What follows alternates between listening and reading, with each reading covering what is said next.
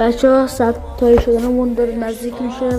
بچه ها من چند روز پیش 80 تا فالوور داشتم، یه دفعه یوتیوبش کرد 78 تا دادش رو پرون.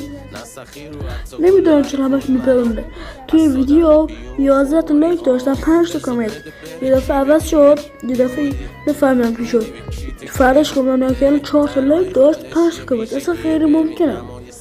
یوتیوب داره همه یوتیوب فارسی رو خراب میکنه. من 92 تا ویدیو گذاشتم.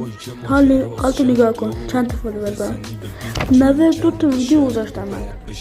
فالوورم تو نگاه کن. فالوورم اصلا 78 تا 92 تا ویدیو. واقعا منصفانه نیست. لطفا من فالو کنید تا 100 تایی بشید. اگه دختر مثل من 92 تا ویدیو میگذاشت 100% الان حداقل 120 تا 140 تا 150 تا فالوور داشت. جشن 100 تایی شده مونم از بین کامنت ها انتخاب میکنم.